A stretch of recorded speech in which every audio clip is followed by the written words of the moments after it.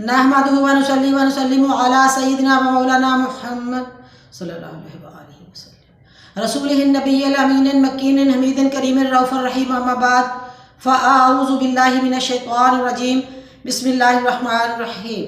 मुअज़्ज़ज़ नाज़रीन व सामीन करामी, अल्लाह रब्बुल इज़्ज़त के फ़ज़ल व करम और हज़ूर आका सल्लल्लाहु अलैहि वसल्लम के नलैन पाक के तसद्दुक़ से आज मेरा लेक्चर है अहले बैत के लूटे हुए काफ़िले के करबला से कूफा तक के सफरी हालात। जैसा कि मैं बता चुकी हूँ कि 10 मुहर्रम शरीफ के दिन शोहदा इकराम को शहीद करने के बाद प्यारी अहले बैत के खैमों को आग लगा दी गई। फिर रात को हज़रत बीबी ज़ैनब सलामुल्लाह अलैहा जो है वो अपने प्यारे शोहदा इकराम के लाशों पर सारी रात पहरा देती रही। 11 मुहर्रम शरीफ को है ज़ैनुल आबिदीन अभी फजर की नमाज पढ़ के फारग ही हुए थे कि ज़ालिमों ने, यजीदियों ने आपके पाँव में बेड़ियाँ डाल दी और हाथों में हाथ घड़ियाँ डाल दी। फिर नामूस रसालत की पर्दा नशीं बीबियों को भी उल्टे हाथों बांध दिया गया और उनकी की नंगी पुश्तों पर उमर साद ने काफिले को कूच करने का हुक्म दे दिया। अहले बैत का ये लुटा हुआ काफिला शहीदों पर फातिहा पढ़ता हुआ, अपने बच्चों पर मरसिये पढ़ता हुआ जो था वो रवाना हो गया। यजीदियों के इतने जुल्मों सितम के बाद भी उनकी बगावत की आग ना बुझी। उनकी आंखें अंधी हो चुकी थी, उनकी आंखों पे गफलत के पर्दे थे, उनके दिल जो थे वो पत्थर के हो चुके थे, पत्थर की चट्टानें ही बन चुके थे। उन्हें समझ नहीं थी कि वो क्या कर रहे हैं। उन्हें पता नहीं था कि आबद बीमार के पाँव में बेड़ियाँ डाल दी हैं और पाक दामन बीबियों को रस्सियों से जकड़ दिया है, ऊँटों की नंगी पुश्तों पर बिठाया है। उन्हें इस बात का पता नहीं था कि वो उस नबी की नवासियाँ थी जो जंगे बदर के बाद सारी रात सोए नहीं। ये उस नबी की नवासियाँ थी जो जंगे बदर के बाद इसलिए सारी रात ना सोए कि हज़रत अब्बास के पाँव में बेड़ियाँ हैं। ये उस रसूल की औलाद थी जिसने फतह मक्का के बाद अपनी जान के कैदियों को ये फरमाकर रहा कर दिया, अंतुमुल तुलाका, के जाओ आज तुम सब आज़ाद हो, कि जाओ आज तुम सब आज़ाद हो। यानी इतनी रहम दिली थी, वो जान के दुश्मन भी थे, पता था, फिर भी आका ने उन पर रहम कर दिया। ये उनकी नवासियाँ थी। ये उस पैगंबर की लाडलियाँ थीं जिसने हातम ताई की बेटी का सर नंगा देख कर रहम फरमाया और अपनी चादर दे के उसका सर जो था वो ढांप दिया। इतने रहम दिल हमारे नबी पाक सल्लल्लाहु अलैहि वसल्लम थे और उनकी ये नवासियाँ थी। और फिर हज़रत ज़ैनब सलामुल्लाह अलैहा जो हैं वो हज़रत अली और हज़रत बीबी फातिमा ज़हरा रज़ी अल्लाह अन्हा की प्यारी लाडली बेटी है, जिनके लिए सूरत दहर की 8 आयत मुक़द्दस अल्लाह तबारक व तआला ने कुरान पाक में नाज़िल फरमाई है। ये प्यारी अहले बैत यानी हज़रत अली और हज़रत बीबी फातिमा ज़हरा, हज़रत इमाम हसन हुसैन, ये उनके हक़ में आयत मुक़द्दस जो है वो नाज़िल हुई है। वो आयत मुक़द्दस ये है, व युतइमून अत्ताअम अला हुब्बिही मिस्कीनन व यतीमन व असीरा, और अपना खाना अल्लाह की मोहब्बत में खुद इसकी तलब व हाजत होने के बावजूद इसारन मोहताज को, यतीम को और कैदी को खिला दिया करते थे। इतने रहम दिल वालिदैन की बेटी हज़रत ज़ैनब सलामुल्लाह अलैहा और बाकी प्यारी अहले बैत की जितनी ख़वातीन थी, अली की औलाद, फातिमा की औलाद हैं और आज वो यतीम भी हैं, मोहताज भी हैं और वो कैदी भी हैं, उन पे रहम नहीं हो रहा। यजीदी जो थे वो अंधे हो चुके थे। बस काफिला रवाना हुआ और फिर बीबी ज़ैनब के अशार सुनिए। बीबी ज़ैनब कैदन बन के, बीबी ज़ैनब कैदन बन के जदों वल शाम दे चली, कम गया सी अर्श खुदा दा नाले कब्र रसूल दी हली। जब ये काफिला बीबी ज़ैनब सलामुल्लाह अलैहा की सलारी में मैदान करबला से रवाना हुआ तो इस क़यामत खेज़ घड़ी में इंसानों हैवान क्या, शजरो हजर क्या, ज़मीनों आसमान क्या, जिन्नों के रोने की आवाज़ें आ रही थी, जिन भी रो रहे थे और उनके नुहा करने की आवाज़ जो थी वो कुछ इस तरह थी। वो नुहा सुनिए। मासहर रसूलु जबी बिना हूँ कि इस जबी को हजूर ने चूमा।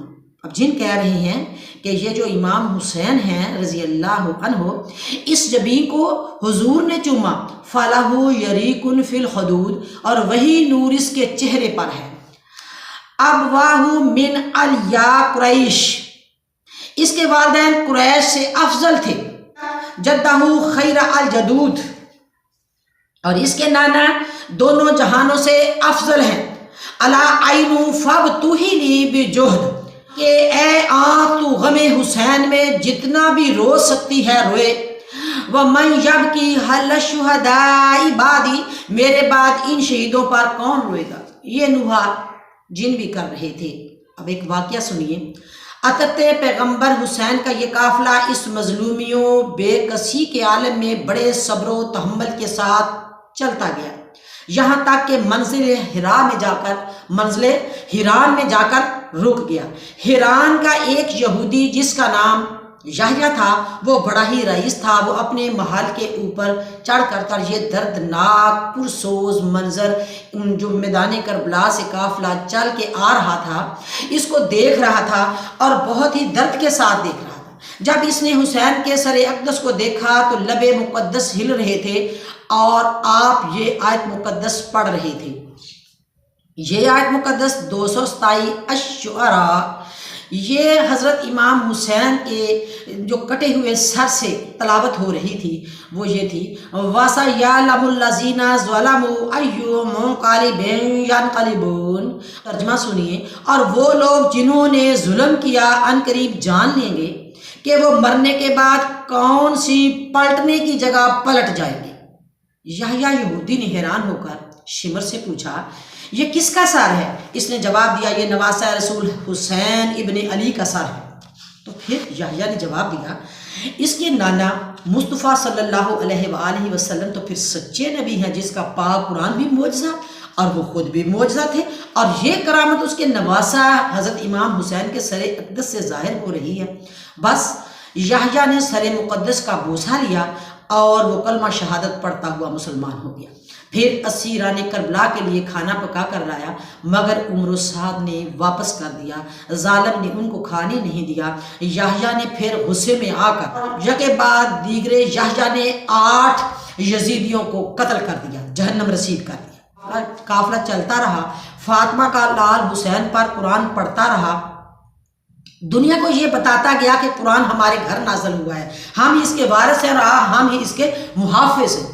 ظہر کا وقت ہو گیا اور بارگاہ رب العزت میں حضرت زینب سلام اللہ علیہا جو تھی، وہ ہاتھ تو اٹھا نہیں سکتی تھی، بس اپنا چہرہ مقدس اللہ کی بارگاہ میں وہ اوپر کی طرف اٹھا کر دعا کرتی ہیں کہ اے اللہ، ہم جس حال میں بھی ہیں ہماری نماز قبول اور منظور فرما دیجیے۔ پانی ہوتا تو ہم وضو کر لیتے، مٹی ہوتی تو ہم تیمم کر لیتے، آزاد ہوتے تو قبلہ کا رخ کر لیتے، رسیوں میں جکڑے ہوئے ہیں، نہ رکوع کر سکتے ہیں نہ سجود کر سکتے ہیں۔ عمر و سعد قریب آیا، گستاخانہ لہجے سے ذلیل انسان کہنے لگا، اگر رسیوں کی کوئی تکلیف ہے تو مجھے بتا دیتے، میں ڈھیلا کر دیتا۔ اب حضرت زینب سلام اللہ علیہا جو تھی وہ جلال میں آ گئی، فرمانے لگی، دور ہو جا میری آنکھوں سے اے کنینے انسان، پھوٹ جائیں تیری وہ آنکھیں جو مجھے دیکھ رہی ہیں۔ اے دنیا کے بدلے اپنے دین ایمان کا سودا کرنے والے عمر و سعد، میں اس وقت یہ سوال کرتی جب میرے اون اور محمد چھوٹے چھوٹے میرے معصوم 9-10 سال کے بچوں کو تو نے تیروں تلواروں اور نیزوں سے چھلنی کیا، میں نے تو اس وقت تیرے سامنے کوئی سوال نہیں کیا۔ تمہیں شرم آنی چاہیے، آج تو نے اس نبی کی نواسیوں کو رسیوں سے جکڑا ہے، جس نبی نے ساری کائنات کو کفر و شرک سے رہائی دلائی، جس نبی نے تجھے اور تیرے آباء و اجداد کو اسلام کی دولت نصیب کی۔ ذلیل انسان، ذرا غور کر، اس نے تمہاری کفر و شرک کے طوفان میں زندگی کی ڈوبتی ہوئی کشتی کو اپنی رحمت کا سہارا دے کے توحید و رسالت کے ساحل پر پہنچا دیا۔ اے ظالم انسان، ذرا اس عابد بیمار کی حالت دیکھ جو بخار سے جھلس رہا ہے، اتنی نقاہت ہے اور تو نے ان کو رسیوں سے جکڑ دیا ہے، تو اس دن سے ڈر جس دن کا نام یوم حساب رکھا ہے۔ پھر پاس ہی بی بی زینب سلام اللہ علیہا تھی، انہوں نے بھی بڑے گرج کے ساتھ، بڑے اچھے الفاظ کے ساتھ آپ فرماتی ہیں، عمر و سعد، اگر تجھ سے کہوں کہ رسیاں ڈھیلی کر دے تو ہم مجرم ہو جائیں گے۔ ہم مجرم نہیں ہیں، اگر کھانا مانگے تو گناہ گار ہو جائیں گے، بس خدا کے لیے میرے باپ کا سر مقدس مجھے دے دیجئے، میں اپنی گود میں رکھوں اور میں بوسہ دیتی ہوئی یہ سفر طے کر لوں۔ عمر سعد نے ذلیل انسان نے جواب دیا، اے بی بی سکینہ، حسین کا سر یزید کی بغاوت کی سزا میں پامال ہو چکا ہے، وہ تمہیں نہیں مل سکتا۔ اب پھر حضرت زین العابدین کی غیرت جوش میں آ گئی، پاؤں کی بیڑیاں چھنک گئیں، فرمانے لگے میرے باپ کا سر یزید کی بغاوت کی سزا میں پامال نہیں ہوا۔ اوے عمر سعد اور یزید سن لو، بلکہ حق و ہدایت کی حمایت میں کٹ کر اور بھی بلند ہو گیا ہے۔ اگر تجھے یقین نہیں آتا تو اوپر دیکھ، نیزے پر بھی میرا باپ قرآن پاک کی تلاوت کر رہا ہے اور اپنی ناموس رسالت کی 80 رانیں کربلا کو منزل طے کروا رہا ہے۔ تجھے سمجھ نہیں آ رہی؟ پیاری بیبیوں، ایک واقعہ سنیے۔ صداد کا یہ قافلہ بازاروں سے گزرتا ہوا جا رہا تھا۔ 70 سال کا بوڑھا حضرت زین العابدین کے پاس آیا، عرض کرنے لگا، اے زین العابدین، اپنے پاؤں میں بیڑیاں دے کر گھبرا نہ جانا، قیدی ہو کر پریشان نہ ہو جانا۔ آج آپ قیدی ہوئے ہو تو حضرت یوسف علیہ السلام کے قید ہونے کے زمانے کو یاد کر لو۔ کبھی حضرت یوسف بھی جو تھے وہ قید ہوئے تھے۔ حضرت عابد نے آنسو بہائے، جواب دیا، بابا جی آپ بالکل درست فرما رہے ہیں، یوسف قیدی تو ہوا ہے، لیکن میری بھی بات سن لیجئے۔ قید یوسف دی تے قید عابد دی، اس وچ فرق ہزاراں۔ یوسف قید اکلا ہویا، میرے نال نے پردے داراں۔ 40 سالاں پچھوں یوسف مل گیا باپ تے بھائیاں، پر روز قیامت تکر پا گیا میرا باپ جدائیاں۔ اسی طرح ایک اور واقعہ بھی سن لیجئے۔ اندھیری رات ہو گئی، کوفہ کا ریگستان آ گیا۔ کوفہ کے ریگستان میں جب پہنچے تو خولی کے ہاتھ میں ایک نیزہ تھا جس کے اوپر حضرت امام علی مقام حضرت امام حسین کا سر مقدس اس نے لٹکایا ہوا تھا۔ وہ بازاروں میں گھما پھرا رہا تھا اور حضرت امام حسین کا سر مقدس قرآن پاک پڑھ رہا تھا۔ کوفہ کے اس ریگستان میں وہ نیزہ گاڑا گیا۔ خولی نے بہت ہی کوشش کی، زمین اس نیزے کو چھوڑتی نہیں تھی۔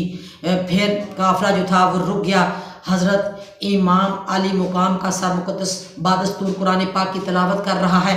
عمر سعد نے کہا، خولی یہ قافلہ رکا کیوں ہے؟ خولی نے سارا واقعہ عمر سعد کو سنا دیا کہ میں بڑی کوشش کر رہا ہوں، یہ زمین میں گاڑا گیا ہے۔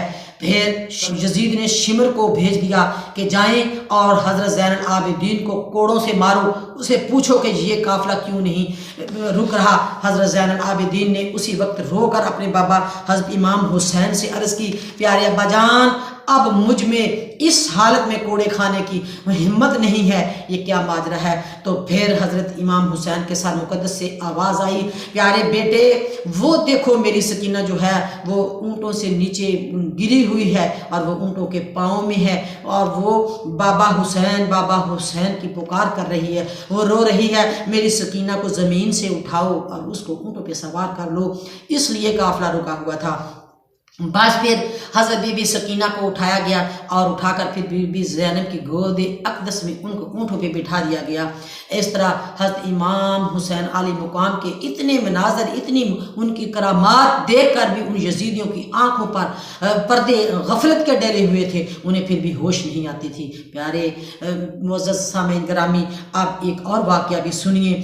کٹے ہوئے سر کی گواہی کے بارے میں بھی آپ سن لیجئے کہ منہال بن عمر فرماتے ہیں کہ خدا کی قسم میں نے ایک شخص کو دیکھا، وہ حضرت امام حسین کے سامنے سورۃ کہف کی تلاوت کر رہا تھا اور وہ تلاوت کے لفظ یہ تھے، سورۃ کہف کے 9 آیت مقدس پڑھ رہا تھا، ام حسبت ان اصحاب الکہف والرقیم کانوا من آیاتنا عجبا، کیا آپ نے یہ خیال کیا کہ اصحاب کہف اور رقیم والے ہماری قدرت کی نشانیوں میں سے کتنی عجیب نشانی تھی، کتنی عجیب نشانی تھی؟